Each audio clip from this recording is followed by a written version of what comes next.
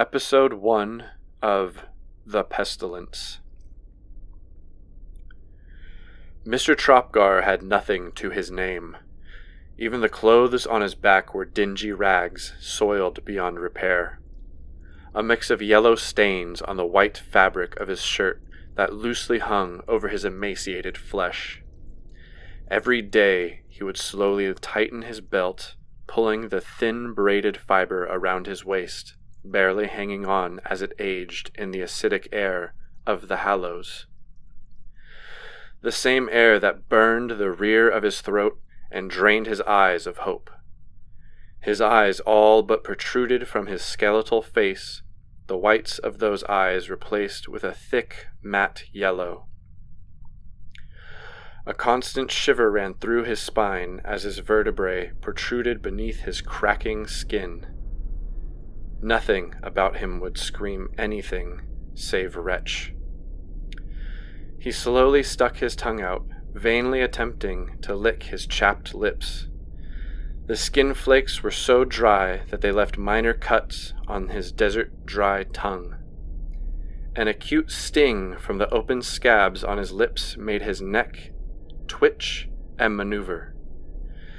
His body intermittently shook in such a way that he appeared to be on an amphetamine-like substance. If he could produce tears, he would be shedding them constantly. Unfortunately, the arid, decomposing air evaporated his tears as they peered through his ducts. Mr.Tropgar would have stood out in any portion of the upper city, but he fit right in the Hallows, where the drain pipes leaked an oily refuse from above. He often attempted to mutter decrepit obscenities when he heard the human waste slide through the massive drain pipes only 50 feet above his head. But even that was nothing more than an unrealistic prayer to be unanswered. The incessant thick dripping created a rhythmic splat at a slow, painful beat. The dreadful ooze of the upper city was the decadence of the Hallows. A dim light from an unfindable source lit every corner of his seemingly meaningless existence. What passed as rodents in the Hallows would scamper around, waiting for men, women, and children who looked no different than Mr.Tropgar to die. Devouring their jackrabbit-like flesh, though very little meat was present, the eyes, brain matter, and bone marrow sustained these foul creatures. Misery would be a euphemism for whatever he was experiencing, yet the desire to live was ever present within his chest. As time passed, an amalgamation of sensations slowly crept into Mr.Tropgar's heart, draining hope to the lower levels where no one could survive. He would use all his strength to clamp down on his filthy hand with his rotting teeth.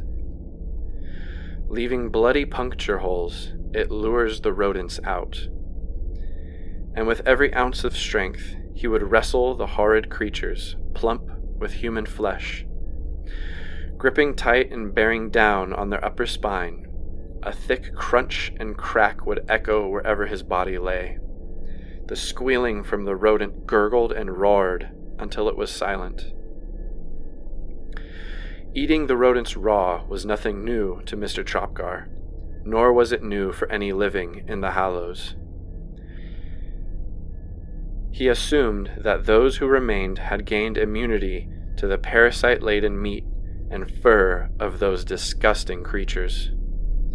Thick red and black blood dripped down his chin, relieving his pale, cavernous skin, a moisturizing lotion that allowed his flesh to retain the organs and bone within. A meal like that could last a man 10 or even 11 days, depending on his size. Unfortunately, Mr.Tropgar was all but a giant in this day and age. Being 6 feet tall, the average man was no more than 5 feet 2 inches. The rodent provided significantly less sustenance than he would have liked, though it provided enough energy for him to stand and walk for at least 2 days. Thankfully, he had consumed a rodent yesterday. He brought himself to his feet, the hand covered in self-inflicted bite marks pressed against the slick floor, slipping back and forth. His shoeless feet attempted to dig their heels into the frigid metal covered in muck. Whatever muscles remained in his abdomen and legs lifted him to his knees. He then used the less slick walls to bring himself to a standing position. His elongated fingernails left streak marks, filling underneath the nail with even more grime and muck than was already there. While standing, his legs ached, sending a shiver from his spine down his sciatic nerve, forcing him to straighten up in pain. He would have clenched his teeth and reached for his lower back, but he did not possess the energy to do so. Whatever energy Mr.Tropgar had, he used to remain standing and take whatever steps were possible to reach a new location. No area in the Hallows was safe. Just as the rodents were food for the disheveled residents, there were worse things, and they consumed humans, alive or dead. There was no point in naming such creatures, since no one who heard or saw them lived. Rodents would consume whatever the slow death of starvation and deterioration left over from the wretched victim.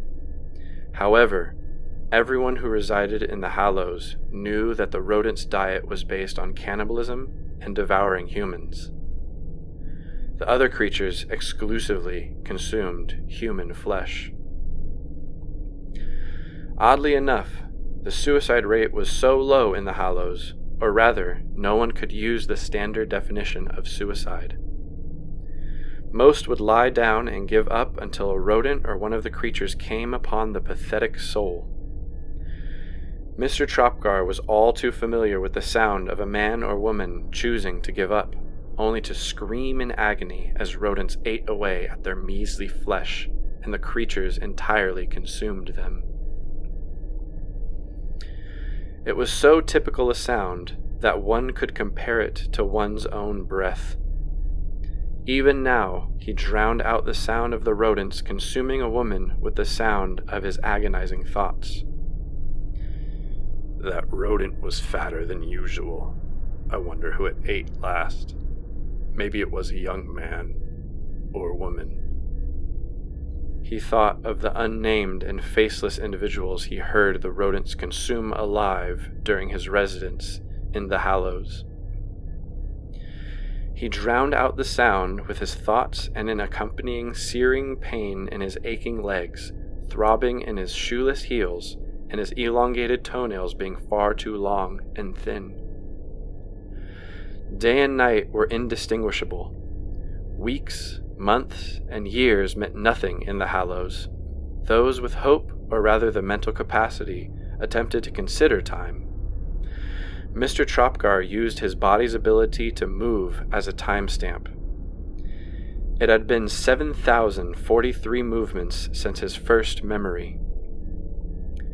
Within those movements, he had 1,020 bowel movements and 2,000 urinations. This was his timestamp. Hope, reprieve, comfort. These words meant nothing to Mr.Tropgar, just as they meant nothing to anyone in the Hallows. Most who lived there had no memory of when they arrived or where they came from. It was as if they simply appeared and began their miserable existence. After Mr.Tropgar's steps, his body all but collapsed. Saving him from the grimy muck-covered floor was his instinctual reaching out. He placed his hand on the wall and used it to support himself. Shit. I lost 10 steps. A throbbing in his chest, the only concept of gladness was that he knew he could take 20 steps before collapsing. But now he lost 10 of those steps by reaching for the wall. It was almost enough to force him to give up and slump back down. But then, something happened. From behind, a hand gripped his shoulder. Though his shoulder was so thin and feeble, the grip immediately caused bruising and minor fractures. Nerve pain shot through his arm, a subtle cracking of bone, ripping of flesh, trickles of blood now mixed with his soiled garments. Please, don't. The only words he could muster, even a whimper would have been too much. Immediately the grip released, and Mr.Tropgar began to collapse, but two arms reached out, placed under his armpits, and kept him standing. The flesh was peeling away under his arms. A rotten odor flew from beneath the skin. But no words, no whimpers, no cries. Nothing came from him save the feeling that death would finally feel better than life. "Hello, Mr. Tropgar," a voice rang from behind. "Please forgive me. I have no desire to cause you pain." This one was clear, confident, and energetic compared to any voice in the Hallows. No raspy undertones, no gurgling blood from fissures within the esophagus. "I intend to take you to the upper city." His voice was not typical. It was more artful, satisfied with itself, and in a way, fruitful. "I have so many questions." Mr. Tropgar's body hung limp upon the stranger's arms. The man's arms were covered in a thick rubber material that protected him from the refuse in the Hallows. "Why? Just leave me alone or kill me, but don't fuck with me." Mr. Tropgar could tell by the man's face that his facial expression was just as dissimilar. "Leave you alone? Don't fuck with you? Oh, Mr. Tropgar, I do not desire to do either. Please understand that I am simply a curious man. They say curiosity killed the cat, but satisfaction brought him back. So you will not die down here. Satisfying my curiosity is truly my only desire in life. The world above is disgusting, and the world below is, in reality, the truth of this existence." The quantity of words that flew from his mouth into Mr. Tropgar's mind and back out again forced a migraine-like pain. "How do you know my name?" It was apparent that the man's facial expression changed to something almost as grim as that of the residents of the Hallows. "Because, Mr. Tropgar, we put you and everyone else down here. We put you down here and watch you like predatory creatures viewing their prey for entertainment. We send video drones down here and we monitor you constantly. The favorite show of all the residents in the upper city is Hallows in the Dark, which, simply put, is the upper city watching you all slowly pass away and die. We are filthier than this disgusting place." If Mr. Tropgar had any strength left within him, he would have spun around, planted his feet firmly in the muck, and launched an assault on the upper city citizen. The man's arrogant tone filled him with resentment and an unease he hadn't experienced even when consuming raw rodents. "Fuck you," he whispered. The mysterious man pulled Mr. Tropgar close and used his whole body to help him stand. "I don't want to watch anymore, and I don't want anyone to watch anymore. But I can't do it. It's not that I can't do it alone. Rather, I simply can't. You, on the other hand, you can." Mr. Tropgar's lip quivered. The left corner curled into a snarl. "Why the hell can't you just make it stop?" His words caused a corrosive ache in his throat, and blood splattered behind his teeth. Mr. Tropgar hadn't spoken this much in what seemed like an eternity. With an excited tone, the man responded, "Because I'm not strong. I am weak. Everyone in the upper city is weak. Did you know that the average height of a male is 5 feet 2 inches? And the average weight is 250 pounds. The concept of weighing anything more than 90 pounds while being 6 feet tall was more than foreign to Mr. Tropgar. Fuck all of you. Are you one of those fat midget fucks also? A slightly high-pitched bellowing laugh flung from the man's gut. Oh no, Mr. Tropgar. I am somewhat of an anomaly. I am 5 feet 5 inches and I weigh 130 pounds. I detest the stinking masses that float around like baubles with protruding legs and arms wiggling about like babies' limbs. They cover themselves in perfumes and scented clothing, attempting to hide their horrendous odor. Mr. Tropgar contemplated using the last of his strength, the last of his calories, to turn and slap this man, maybe even lunge at him. But his joints, like rusted creaking hinges on an unkept door, all but locked him in place.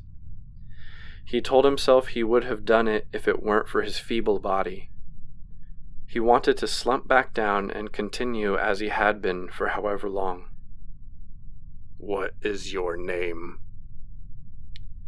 As the mysterious man held Mr. Tropgar in place, he maneuvered himself to the front, his face covered in a biohazard suit, the same suit that covered his entire body.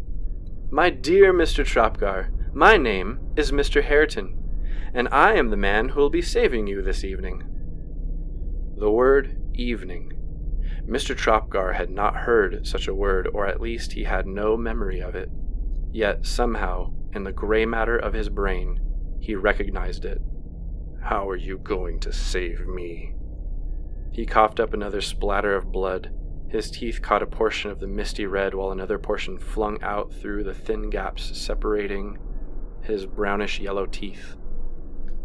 Somehow Mr. Hareton kept holding the emaciated and disheveled Mr. Tropgar in place. It won't be difficult. The real difficulty will be in explaining why I need you and the necessity of informing you before we depart to the upper city. All the words that Mr. Hareton spewed made Mr. Tropgar sick. Nausea was a strange sensation since he had consumed raw rodent meat covered in whatever muck and grime were present. I don't get it. Mr. Tropgar, you and all those in the Hallows can do something that no one has been able to do in human history. Specifically you. You have been alive down here longer than anyone we've sent. Not only that, but you are the largest man we know of. Well, not in weight, but in height. You consumed raw rodent meat for over 48 years. The Hallows have covered you in a biohazard waste, absolutely the most infectious cream and paste, and yet you've never contracted a disease or infection. You've subsisted on raw rodent meat that the upper city bioengineered to cause internal torment and suffering. Imagine a piece of meat filled with innumerable parasites, worms, and filth. Like a zoo feeding a bundle of meat to animals with shards of glass and rusted nails within. But you've survived. Why would they make shit like that? Ah, that's the truly disgusting part. We designed them to cause damage. The parasites eat away at your intestines, the worms fill your brain, the filth spreads through your veins, and you give up. Your guts burst open, worms leak out and drown in the scum on the floor, and your brain seeps from your nose. Then the rodents partake in the pleasure of consuming you. Mr. Tropgar realized the sheer quantity of rodent meat he had consumed. He feasted upon the flesh of animals designed to torture and torment him. What the fuck are the things that eat us? Not the rodents we eat, but the other things. After moments of ominous silence, both men stood still and motionless. That is something I do not wish to share. Tell me, you fruity fuck. We learned how to mutate humans about 400 years ago. Humans? Children. Infants, to be exact. Mr. Tropgar wanted nothing more than for the flamboyant man to drop him, for that man to leave him to wallow in misery, feasting on raw, putrid rodent flesh rather than knowing what he knows now. But he couldn't forget what Mr. Hareton had shared. Babies? Yes, babies. Mr. Hareton's voice was no longer the same delighted tone. It was more solemn and determined. Mr. Tropgar, I need you to understand something. The upper city is a foul, disgusting place, covered in a glimmer of fool's gold. When you're looking for something decent, you reach deep into the recesses of society. You'll think you found something golden. The closer you pull it to the surface, the more you realize it's just thick feces. The men and women of the upper city survive because of a cornucopia of medications, surgeries, and procedures that keep them alive far longer than they deserve. Their decision has left them thinking that taking a human, such as yourself, or even mutating the infants in their mother's wombs to create entertainment is acceptable. They take bets on how long you will survive. They take pleasure in seeing the mutated infants consume those who've given up. There is nothing more deplorable than the upper city. It covers 90% of the solid ground above. We have 5 square kilometer air purifiers and artificially manufactured animal eggs and sperm. Nothing above is natural, just as nothing below is natural. But what we don't have is a threat. There is no threat to our existence. Even for me. This is the first time I've ever felt threatened in my life. I'm terrified of these rodents. I'll have night terrors of the sounds I've heard. I'm not sure anyone in the upper city could experience and accept what you've endured over the last 48 years as reality. Mr. Hareton's monologue left Mr. Tropgar's heart empty. No words meant anything other than dirtying his mind, filling the once vacant soul with even more pain. Mr. Tropgar's mind flooded with the reality that he was nothing more than a plaything for an evil, lazy, ignorant society. That he was, in fact, at one point a citizen of this society and drowned in muck, rodent meat, and mutated babies. Mr. Hareton? Yes? Why do you want me? Why not do it yourself? Are you so worthless that you need an infected fuck like me? That's the thing. You aren't infected. You're a carrier of disease. You are pestilence. As Mr. Hareton held Mr. Tropgar in place, he slowly lowered his hand, reaching for something in a holster on his hip. If you were going to kill me, why did you have to tell me all this fucked up shit first? Are you part of this stupid fucking show? Want better views or something, you fucking bastard? Ah, no. I have no desire to kill you. Your life is far more precious than my own. With a swift movement of his hand, Mr. Hareton took a slim, elongated metal object out of his holster, lifted it into the air, aiming at Mr. Tropgar's chest and plunging it directly into Mr. Tropgar's heart.